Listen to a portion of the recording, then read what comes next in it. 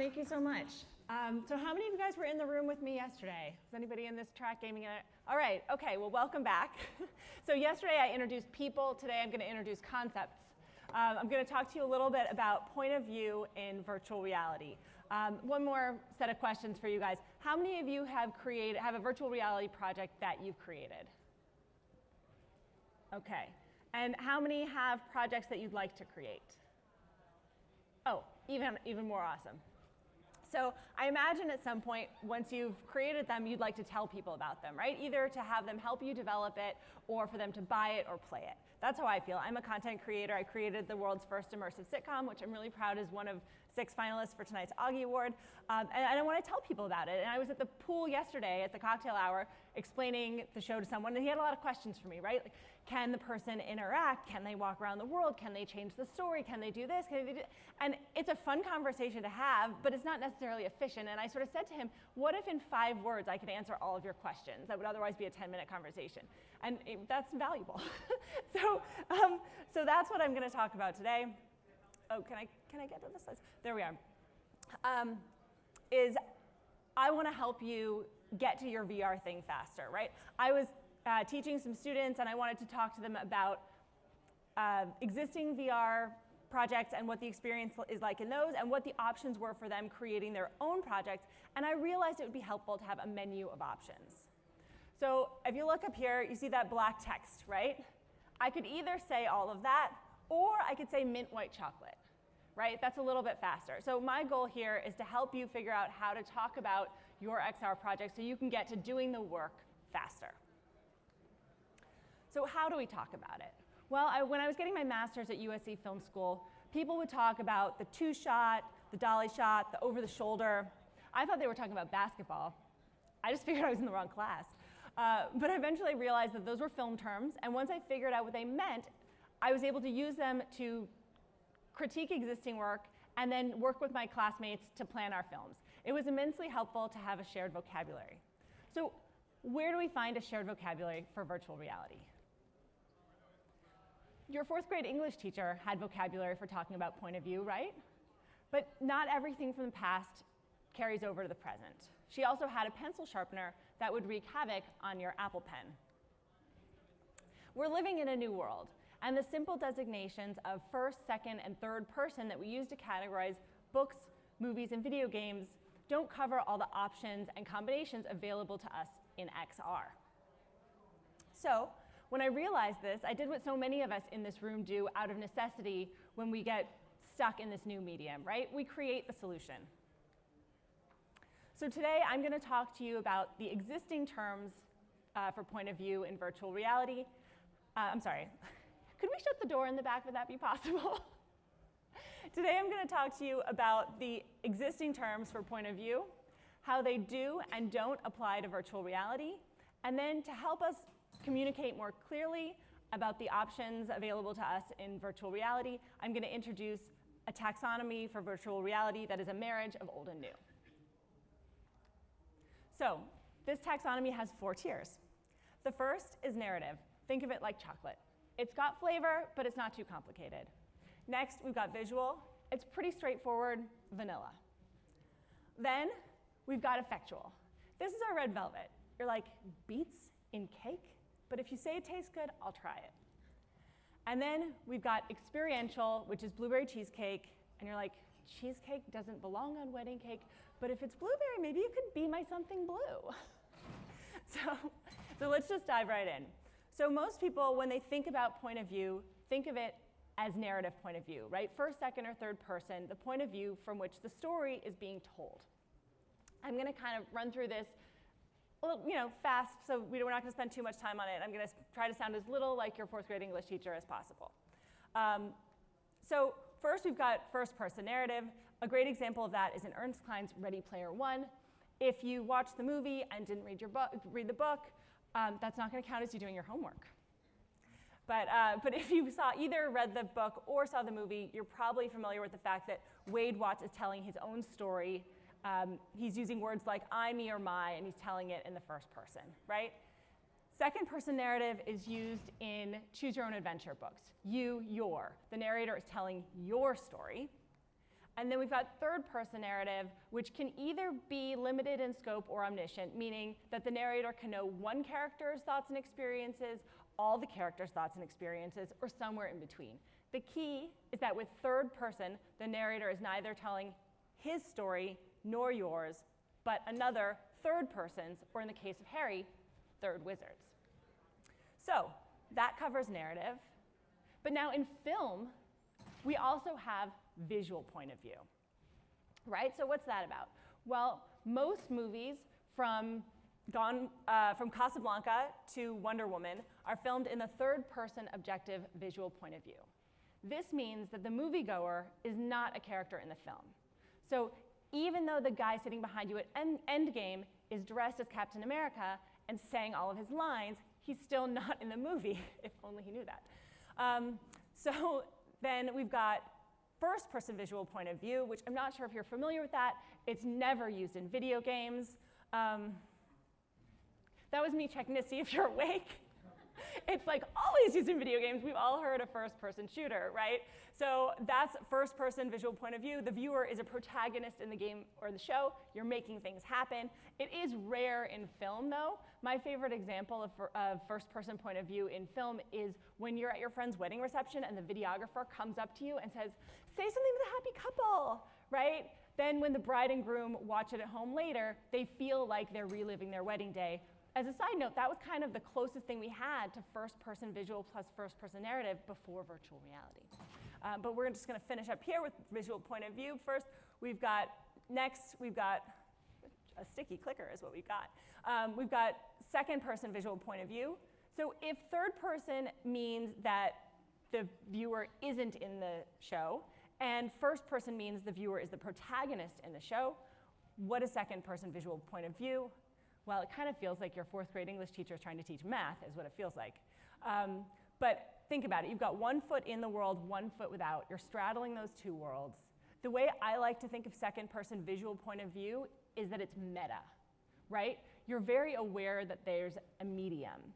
So one example of this, like your attention can be brought to the fact that there is a medium in a couple of ways. Sometimes it's done fantastically, where the character turns to the audience and speaks directly to the audience, breaking the fourth wall. You guys have all seen that, yeah? And another way to do it is with the conceit that there's like a documentary going on within the show, like in The Office. That's also the case in Mario 64. So it's kind of a mind bender, but it exists. It's rare, but it exists.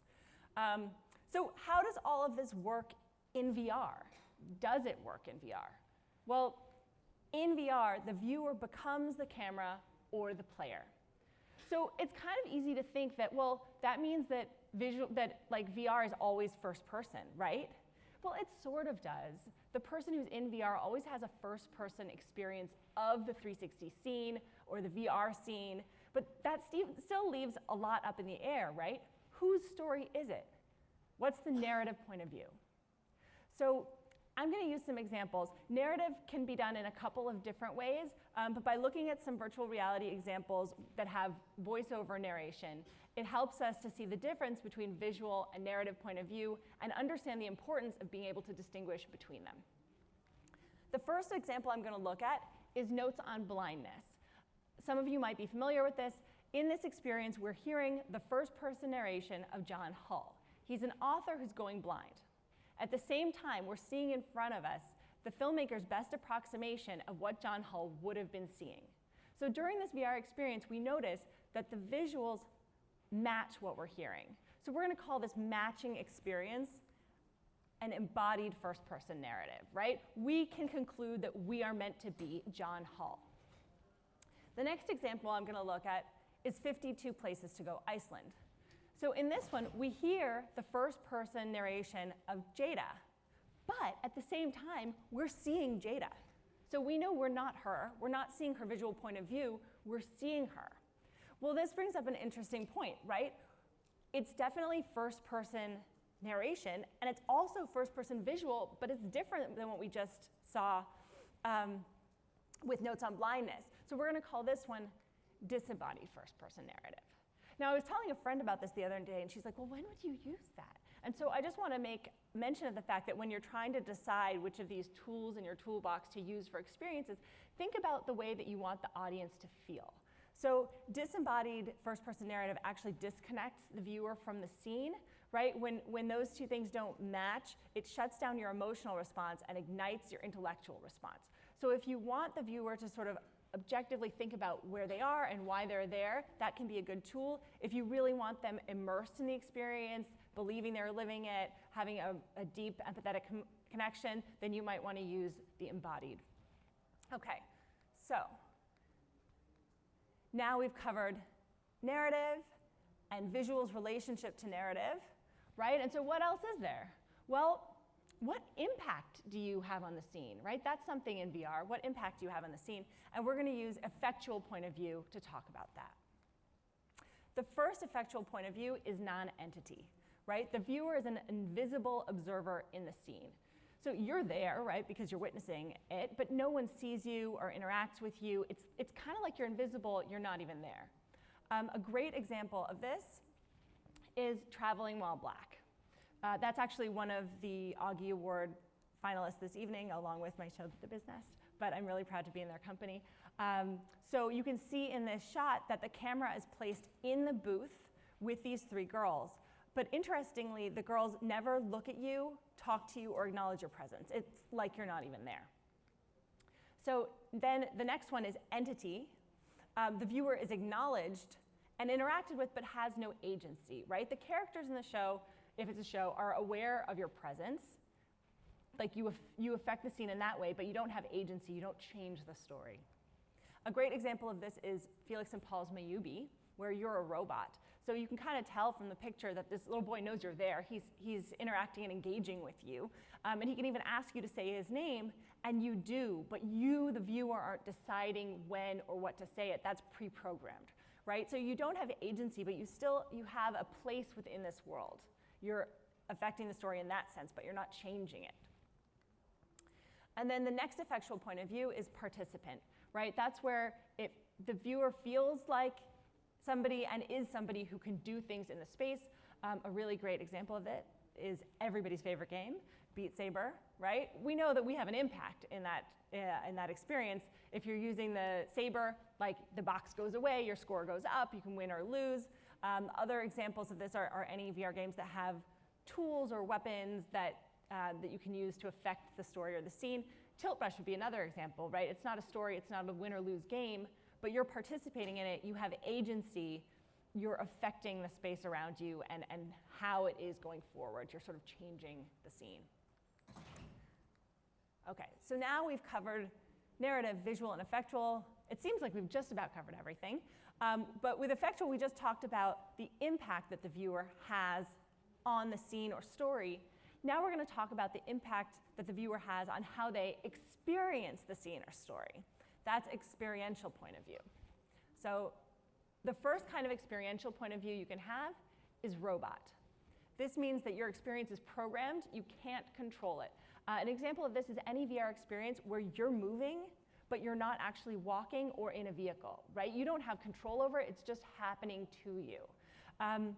One of the things that people talk a lot about in VR is that the director doesn't have control of where the viewer is looking, right?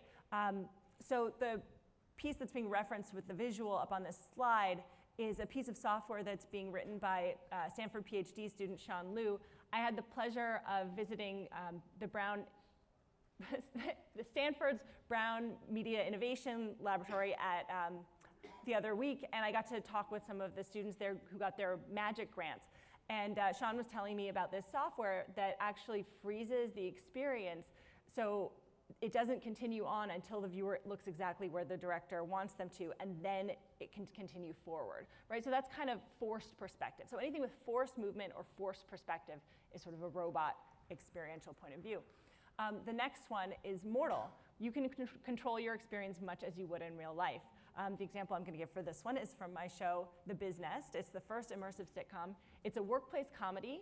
It takes place in a co-working space where you're one of the members, right? So that your fellow coworkers can come up to you and give you a side glance, whisper in your ear, remind you of an assignment you have to do. You're human in this space, effectively. what I like to say is the mortal experiential point of view is when you have 0 to 6 degrees of freedom. You don't have to use them all, but you have them available to you. Any less is robot, any more is deity, right? So this means that you can travel, you can view the world as various people or things, you can travel through time, you can teleport. So I'm putting up 3 examples because deity incorporates a few different kinds of experiencing the world.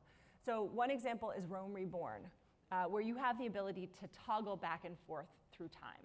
So you can be in ancient Rome in its heyday, right, where they have a rebuilt model where it's like gorgeous and beautiful, and then you can toggle to the present where it's in ruins. Another example is Jessica Cantor's The Dinner Party, which is a really cool gaze-based experience. That means that where you look determines the vantage point that you'll experience the next scene from. You can think of it like this room right now. So you could be experiencing this talk as me. You could be experiencing this talk as you. But either way, you're hearing the same thing, and if someone's phone rings in the 3rd row, you're gonna notice, right? So it's the same experience, but experienced from different points of view. And then finally, U-turn is a great example of how you can experience the world as different people or things. So in that experience, you have the choice of being one of 2 characters in this office space, male or female. Depending on which way you turn your head, you see a different character's perspective, right? So you're not changing the story, but you're changing how you experience the story. And I think it's important to be able to delineate all those different choices that we have when we're creating content.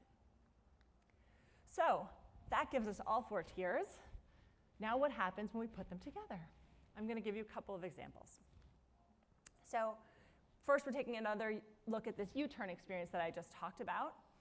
So you are an office worker in this experience, right? People come up to you and talk to you. You're seeing things from the first person. So you're having an embodied first-person narrative experience. People, you can see that this guy's looking at you, right? You exist in the world, but you can't change the story. So you're an entity. And because you can choose whose body you want to experience it from, you're a deity. So in this case, U-turn is an embodied first-person narrative, entity, deity point of view. Another example is Emmy Award-winning Henry from Oculus Story Studio. So here, I don't know if you can tell in the picture, but he's sort of sad on his birthday. He's got a plate in front of him. You feel like you're right there at the table with him, but there's no plate for you. You're not really there, right? He doesn't know you're there. He doesn't acknowledge you. You don't have context in the space. So it's disembodied. It's also a 3rd-person narrative. You hear voiceover later in the piece, and so you realize you're not the same person as the voiceover, and you're also not acknowledged in the space. So it's disembodied 3rd-person narrative, non-entity mortal because you experience the space from 0 to 6 degrees, right? You can't go do anything that breaks the laws of physics or anything like that. Okay, so piece of cake, right? Oh, I put up the wrong picture. So the good news is that much of the way that this cake tastes good, even though it's kind of a mess, if it takes us a while to cleanly and clearly talk about these various points of view, our VR experiences will still be super fun. But then you might ask the question, well, why even bother with this terminology if the VR is still fun? Well, it's a whole lot easier to sell a piece of cake that looks like this. So VR doesn't just allow us to experience the world in a new way.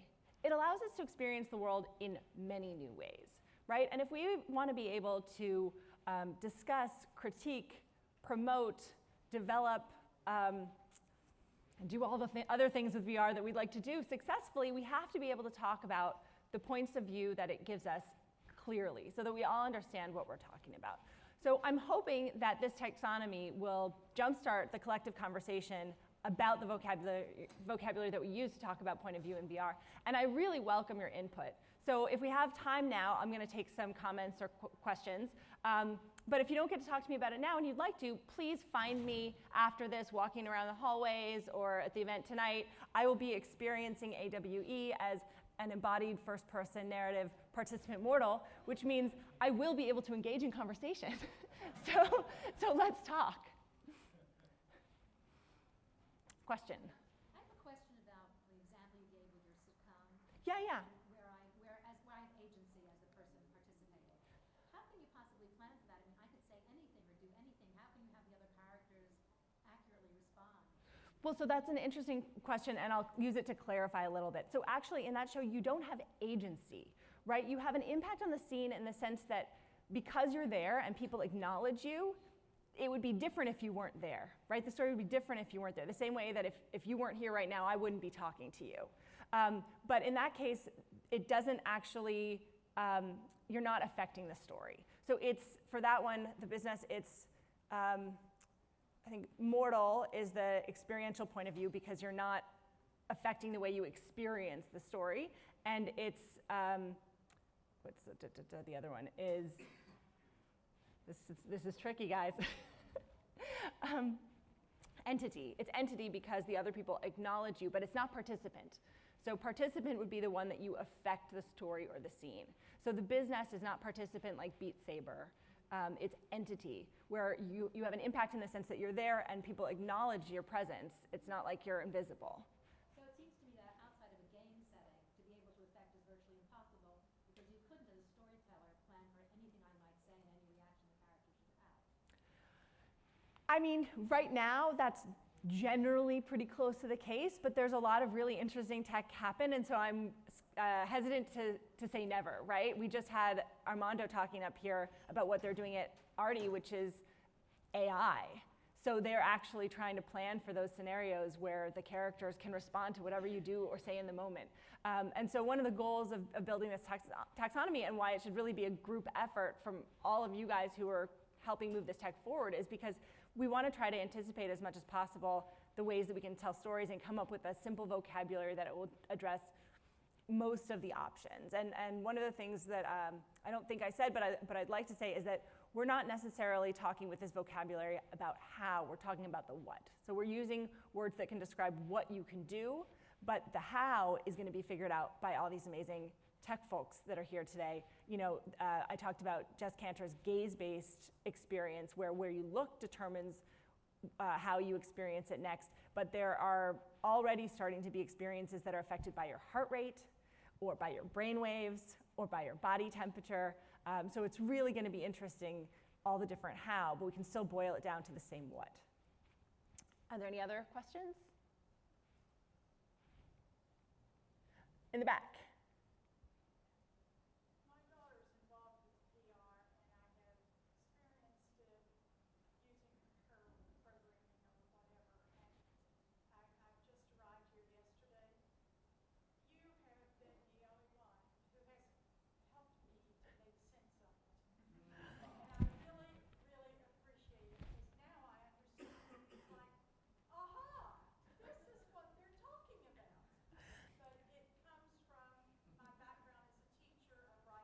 Uh-huh. And thank you.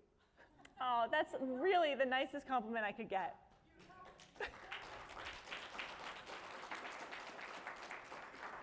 Thank you. I think I'm getting is that the 5-minute warning? Okay, so we've got time if anyone has anything else. On the aisle here. Yeah, you.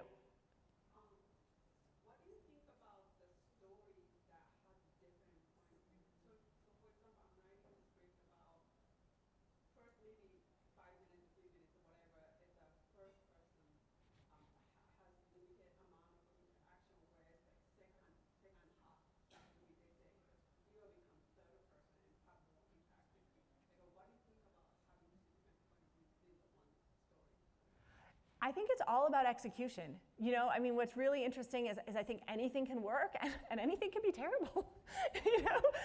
But I think if you do it with intention, then it could be really cool. And in terms of how we might talk about it, it depends on the specifics, but there was a good chance we would just call it like a rotating point of view. But if you fold that change into the story, then then it might affect the way that we talk about it.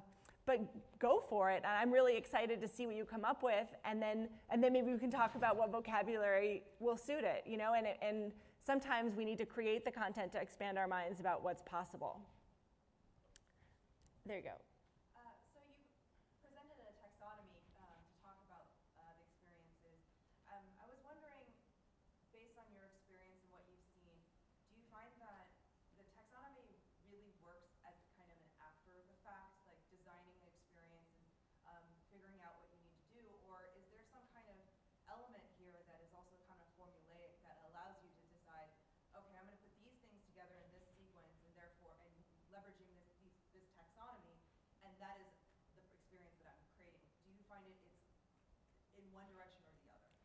I'm hoping it's both, really, because I think we need it on both sides. Like the same way if I'm producing a movie and or I'm directing a movie and I want to tell my crew, okay, get ready, we're doing a 2-shot now, right? Like that's so helpful. Otherwise, I'm like, okay, we're going to do a shot where both the main characters are in it, but it's not going to be super close up and it's not going to be super far away, right? To be able to say a 2-shot really helps us communicate and be efficient and move things along quickly. It's also helpful when you're describing it to a potential distributor or buyer. So I think it's on both sides. The same way that we use point of view in other media, right? If you're writing a book, you might tell someone, oh, I'm going to be writing a first-person narrative. But if you're telling somebody about a great book you read, you're like, oh, it's an amazing third-person narrative that takes place during World War II. So great question. I think, was there somebody else? I think that maybe there was some. I just wanted to add to that a bit. It's in any medium, even Shakespeare would start Midsummer Night's Dream, the character addresses the audience, and then boom, during the whole play, they don't acknowledge the audience. At the end, he comes back, he acknowledges the audience. It's not like an experience needs to be just one and only one, but this mixture of these things is great to have a vocabulary to say it starts off as this, and then we're going to do that. And yeah, it could be a hodgepodge, or even Henry V, they're talking to the audience throughout, but not everybody is. So these are great tools to describe what you're doing, but it's not like you got to have it start one way and end that same way. Exactly, and I think that's a really great point, and I'm glad you could still appreciate the value of having the vocabulary to talk about that, because it makes it easier to have that conversation about those changes. And we see that in other media also, right? I mean, people talk about literature where, oh, every chapter is a different point of view. It happens, and just to be able to talk about it clearly so that we all understand what we're saying is the goal. Thank you. Anyone else? Oh, wow, we answered all the questions. Well, I'm really excited. Thank you so much for being a part of this. Oh. And please keep in touch. And if you haven't seen the Biz Nest yet, check it out. And then email me and let me know what you think. Thanks.